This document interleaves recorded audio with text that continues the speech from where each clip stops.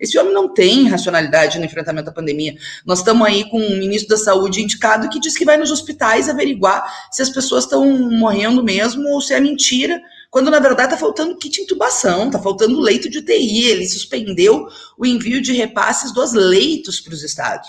Então tem uma reunião patética com governadores aliados, mesmo os aliados tiveram que fazer medidas restritivas, porque é contra a ciência, bom nessa situação do caos, com o presidente da Câmara e do Senado, e sinceramente, eu acho que é uma reunião proforme para uma foto, para tentar mostrar que o Bolsonaro recua e tentar manter as coisas como estão. Então, eu acho que as elites brasileiras, inclusive as elites que não são negacionistas no enfrentamento à pandemia, são sócias desse genocídio, sabe? Porque em nome de uma agenda econômica antipovo, eles seguem dando estabilidade política para que o Bolsonaro siga governando numa situação que vai fazer, já é, eu acho, né, Florestan? Eu até vou estudar mais sobre a gripe espanhola, mas eu acho que é a maior tragédia humanitária da história do Brasil. Humanitária. Com certeza. Com certeza. Do genocídio dos indígenas, que foi provocado, digamos, pelos portugueses, né? Foi... Nunca na história do Brasil, está num dos jornais, hoje nem lembro mais qual é, mas que nunca uma doença só matou tanta gente num dia no Brasil como a Covid. São 300 mil, né? A gripe espanhola matou 35 mil no Brasil. Não tem nem comparação. Agora, Fernando, tem alguns assuntos da institucionalidade que interessam muito por causa da radicalização. Eu acho até que essa radicalização tende a diminuir, porque depois de passar 2 semanas prometendo golpe de Estado todo dia, ontem o Pato Manco foi para a televisão e não falou nada, não disse nada, tentou mudar de posição ali, vai ser dificílimo para ele vestir a roupa do democrata respeitador da ciência, porque não é isso não é ele. Agora, não teve golpe, como ele tinha prometido, que mostra que ele não tem força, porque se tivesse força, teria dado tal do golpe. Isso muda um pouco a correlação de força, inclusive com o Centrão, não muda não, Fernando?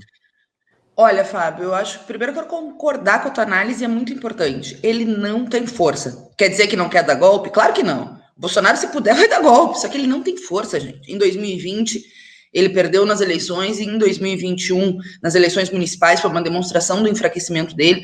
Em 2021, ele fez o mesmo movimento que ele fez no início do ano passado. À medida que ele fica acuado, que as investigações pegam os filhos bandidos dele, que veio o escândalo do Flávio Bolsonaro, que é o escândalo, né? Esse negócio da mansão, assim, é um negócio, enfim, que vai cercando ali a família e os aliados diretos dele. Ele radicaliza mais para dialogar com uma base da extrema-direita, que foi o movimento que nós vimos há 2 semanas atrás. Imagine o Carlos Bolsonaro intimar, e aquele delegado que só serve a extrema-direita lá no Rio de Janeiro, intimar o Felipe Neto, a prisão dos jovenzinhos aqui em Brasília, 4 jovens que estenderam uma faixa. Então ele tenta, à medida que enfraquece, intimidar os adversários políticos ou as vozes democráticas que dizem as verdades. Só que ele não tem essa força, gente. No outro dia a gente fez uma manifestação maior, com faixa maior, Bolsonaro genocida. E eu fui pessoalmente, né, Fábio? Queria ver a polícia me prender, porque eu tava levando o Fábio Bolsonaro genocida. Queria ver eles me prenderem, né, Fábio? E os jovens também, e não teve nada. O arquivo foi arquivado o inquérito contra o Felipe Neto, o Ciro Gomes também foi atacado e também disse a mesma coisa, não tem força. Ele quer intimidar as vozes democráticas. Ele não tem essa força, se enfraqueceu. Eu acho que na semana teve 2 movimentos que impactou. Aquela carta dos banqueiros de um setor burguês que sempre deu respaldo para ele, começou a criticar tardiamente, né? 300 dias depois a gestão da pandemia, mas fez pelo menos a carta, embora é uma carta, eu não sei. Eu acho mais fácil acreditar em Papai Noel do que uma carta, ou enfim, um pedido para que o Bolsonaro mude de posição.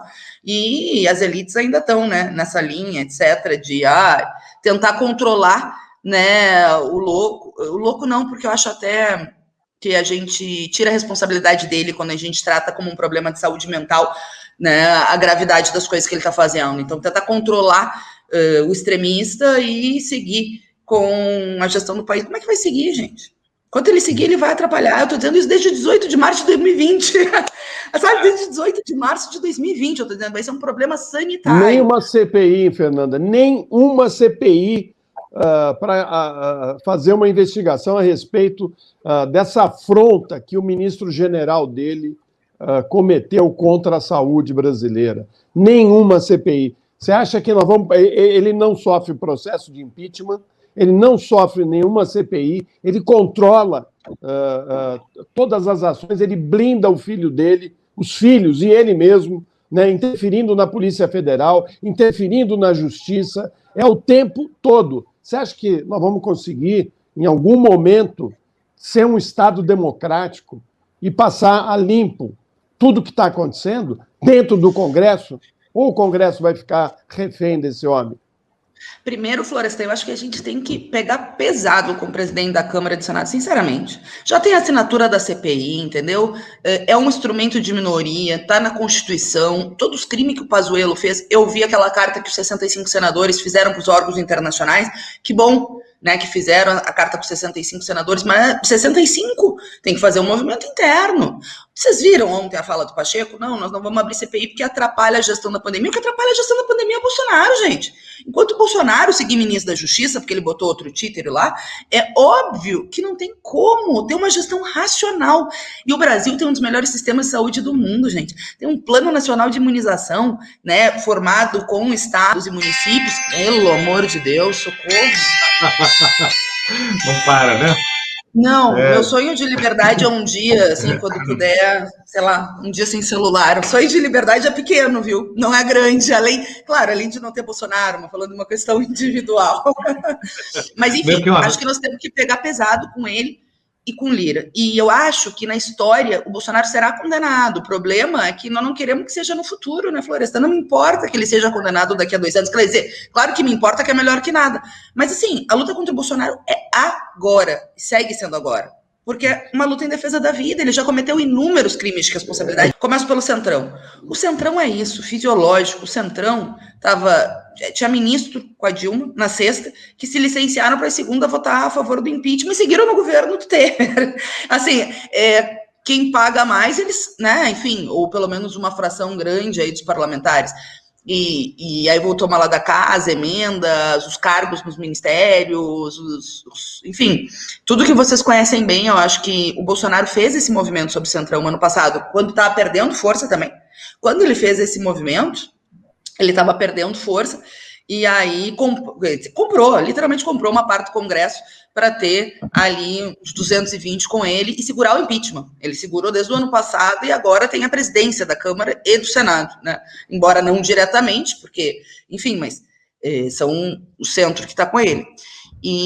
Mas eu acho que o centro também já mostra que quando tem pressão popular não são fiéis a ninguém, né? A não ser os interesses deles. Então, eu acho que por isso que eu acho que tem que fazer um movimento sobre o presidente da Câmara e do Senado. Com card, como nós fizemos com o Rodrigo Maia, que nem era tão aliado do governo. Era aliado do governo na agenda econômica, evidentemente, mas teve medidas de contrapeso ali, né? Em relação às liberdades democráticas. O que eu vejo agora é que eles estão querendo, inclusive, acelerar dentro da Câmara a votação de matérias que atacam as liberdades democráticas. Essa comissão especial para discutir a lei de terrorismo é um escândalo. Isso que eu ia perguntar para você. Projeto, não poderia haver uma origem pior, que é Major Vitor Hugo, né? E, enfim, um projeto que fala pelo Palácio do Planalto, subordinando o aparato de Estado a áreas de inteligência e segurança que veem como terrorismo uma boa parte dos movimentos sociais. Eu quero saber de você o seguinte, não é paradoxal que isso ande, ter a comissão instalada, enquanto o projeto do Paulo Teixeira, da reforma da Lei de Segurança Nacional, está parado? Não, total, não é só estranho. É escandaloso que o Lira de ofício crie, no meio da pandemia, no meio da pior crise sanitária, uma comissão especial para acelerar um projeto que cria um Estado paralelo, aproveitando um tipo penal que é gravíssimo, mas que não existe no Brasil, que é terrorismo, para uma redação subjetiva poder pegar movimentos sociais e adversários políticos e criar um aparelho de Estado para além da BIM e dos órgãos de segurança, para fazer infiltração e para ter uma inteligência. Gente, sobre o governo Bolsonaro é evidente que isso significa um aparelho de Estado para perseguir adversários políticos, e adversários políticos não só os trabalhadores organizados, não só os socialistas, os adversários políticos quaisquer que sejam, porque ele aparelha tudo, Polícia Federal, aparelha a BIM para proteger os filhos bandidos, você sabe, o Floresta estava comentando mais cedo, e ao mesmo tempo, a gente tem uma composição nessa maioria que eles formaram, que esses extremistas foram fundamentais na eleição do Lira, né? Então a gente tem a Bia Kicis na presidência da CCJ, que é isso, CCJ, a principal comissão da Câmara, a gente tem a Bia Kicis, que vocês conhecem, uma obscurantista. acelerou esse projeto. Nós vamos ter que fazer um movimento democrático pesado, né, alertando para as pessoas a gravidade disso, para não deixar que isso seja votado no Congresso Nacional no meio da pandemia, porque o que eu acho, o Floresta falava, né? Ele quer acabar com o Estado democrático de direito. Eu acho que o Brasil nunca viveu uma democracia plena. Sempre foi uma democracia tutelada, conquistada, claro, né? Porque todas as liberdades democráticas da Constituição de 88 foi uma conquista dos movimentos que derrotaram a ditadura civil-militar e apontaram caminhos, né, na Constituição de direitos e de liberdades democráticas. Então, a gente tem isso, e embora a gente saiba que o regime, as instituições, sempre teve um predomínio dos interesses, né, das grandes elites econômicas e políticas. Nunca se avançou em uma democracia real, digamos assim, né? Eu digo sempre, um país que vivia um genocídio da juventude negra anterior ao Bolsonaro e que, né, sobrevive com uma série de